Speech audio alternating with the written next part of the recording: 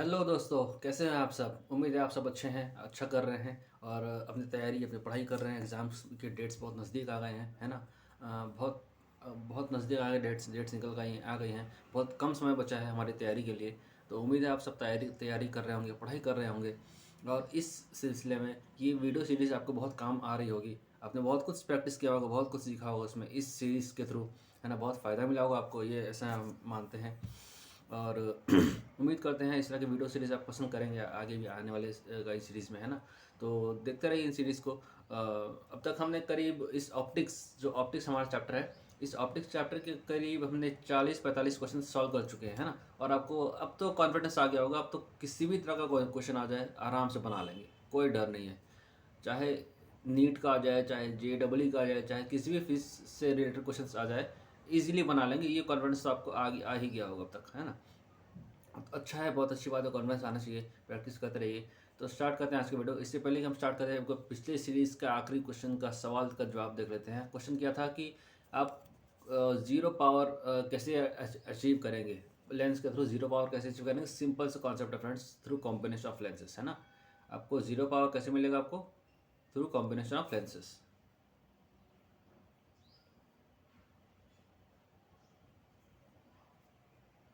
Through combination of lenses मिलेगा ये।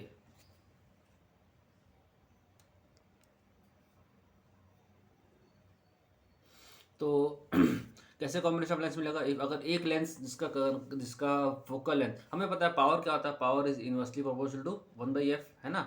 1/f लिखते हैं, power is inversely proportional to 1/f लिखते हैं। फोकल लेंथ अगर पॉजिटिव है तो पावर भी पॉजिटिव होगा, फोकल लेंथ अगर नेगेटिव है तो पावर भी नेगेटिव होगा। अगर आप ऐसा एक लेंस ले लीजिए जिसका फोकल लेंथ पॉजिटिव है, किसका फोकल लेंथ पॉजिटिव होता है, कन्वर्जिंग लेंस का, कन्वेक्स लेंस का, है ना, हमें पता है। इसी प्रकार डाइवर्जिंग लेंस का फोकल लेंथ नेगेटिव होता है। अगर हमने एक कन्वर्जिंग लेंस, एक डाइवर्जिंग लेंस, इस तरह के लेंसेज को आपस में ऐसे लगा दिया साथ में कि दोनों का फोकल लेंथ एक दूसरे को कैंसिल आउट कर रहा है, तो दोनों का सम, पावर का सम, दोनों पावर का सम P1 प्लस P2 जो हो जाएगा, वो हो जाएगा आपका ज़ीरो, है ना। अ, तो चलिए दोस्तों, आगे बढ़ते हैं इस सीरीज में।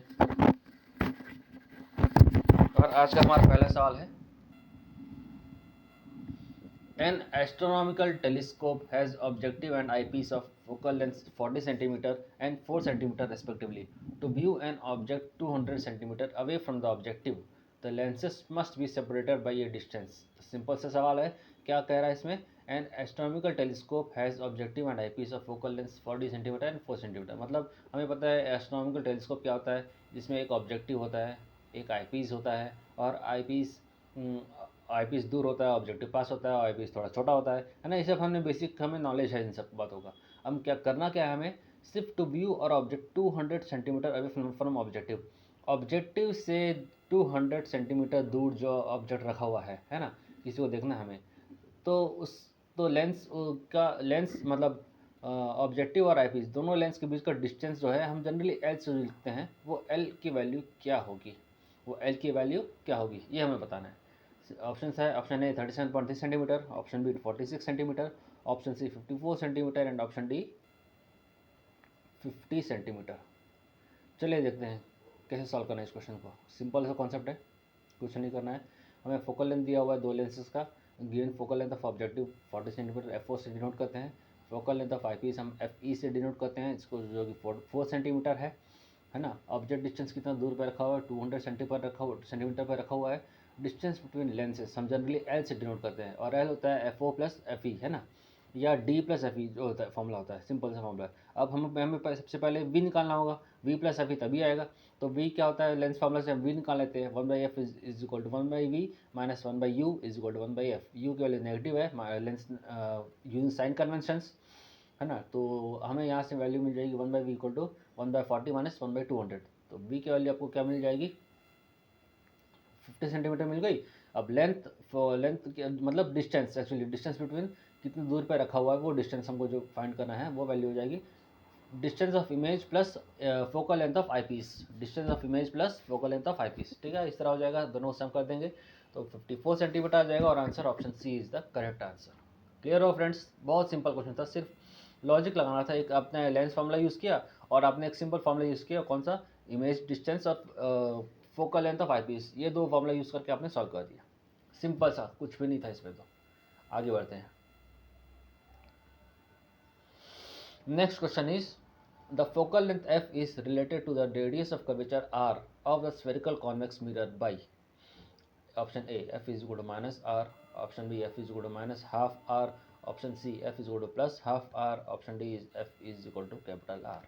जेई मेंस का क्वेश्चन फ्रेंड्स 2021 का क्वेश्चन है। देखिए मेंस, अगर आप मेंस से डर लग रहा है, मेंस के नाम से डरते हैं जो बच्चों, एक बार इस क्वेश्चन को देख लो और बताओ क्या ये इम्पॉसिबल है, क्या ये डिफ़िकल्ट है? नहीं, ये सिर्फ एक छोटे से कॉन्सेप्ट पर डिपेंडेंट है फ्रेंड्स, एक छोटे से कॉन्सेप्ट। तो घबराने की कोई बात नहीं है, बहुत इजी आते हैं क्वेश्चंस, ट्रिकी आते हैं, डिफ़िकल्ट आते हैं, पर इजी क्वेश्चन भी आते हैं। देखिए इजी, ये है इजी क्वेश्चन। ठीक है, कैसे सॉल्व होगा देख लीजिए। Focal length of convex mirror हमें एफ दिया हुआ है, radius of curvature small capital R दिया हुआ है। हमें पता है ये है कॉन्वेक्स लेंस और इसका focal length F, convex mirror है ये, और इसका focal length generally right side होता है हमें, है ना, हमने पता है, हमने इसके बारे में पढ़ा हुआ है, इसके थ्योरी में पढ़ा हुआ है, इसके पहले कई सारे क्वेश्चन भी सॉल्व किए हैं हमने। तो we know that for a convex mirror image is found behind the mirror and also focus, image और फोकस दोनों बिहाइंड द मिरर फॉर्म होते हैं, इसलिए दोनों पॉजिटिव होते हैं, है ना। तो एफ पॉजिटिव है यहाँ पर। एफ अगर पॉजिटिव है तो आर की, एफ की वैल्यू आर तो होगी नहीं, radius of curvature focal length जब बहुत कम होता है।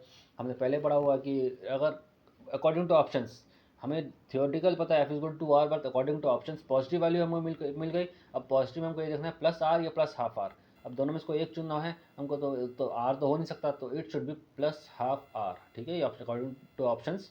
सो option C is the correct answer friends. ठीक है, उम्मीद है आपको यही कॉन्सेप्ट समझ में आया होगा। अच्छा क्वेश्चन था, बहुत बढ़िया कॉन्सेप्ट था ये, इजीली सॉल्व होते हैं, ऐसे क्वेश्चन आते रहते हैं, कई बार ऐसे क्वेश्चन आज देखे हैं। ठीक है, नाउ आगे बढ़ते हैं इस कॉन्सेप्ट, इस सीरीज में। नेक्स्ट क्वेश्चन हमारा,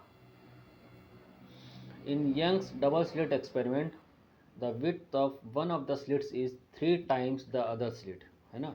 इसलिए क्या बोल रहा है, the width of one of the slits is 3 times the other slit, the amplitude of the light coming from a slit is proportional to the slit width, the amplitude of the slit light coming from a slit is proportional to the slit width, find the ratio of the maximum to the minimum intensity in the interference pattern,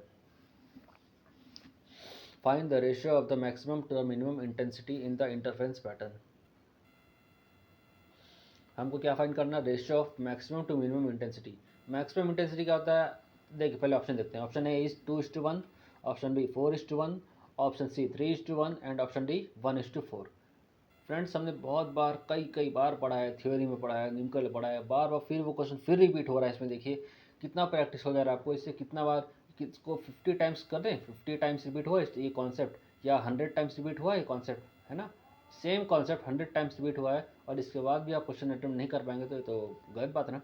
क्या formula है हमें पता, I max की value क्या होती है, I max होता है √/i1 plus √/i2 whole square, I minimum होता है √/i1 माइनस √/i2 का होल स्क्वायर। ठीक है, आगे देखते हैं सॉल्व कैसे इस क्वेश्चन को। Given width of one slit दिया हुआ है हमको, d1 की वैल्यू दी हुई है, width of another slit d2 is equal to 3d1 दिया हुआ है। Also amplitude is directly proportional to width of slit, ये हमेशा याद रखने वाली बात है, ये बहुत इंपॉर्टेंट कॉन्सेप्ट है। Amplitude is directly proportional to width of slit, that is a2 is equal to 3a1। ठीक है, a2 is equal to 3a1। तो फाइंड क्या करना है, आई मैक्स बाई आई मिन का रेशियो फाइंड करना है।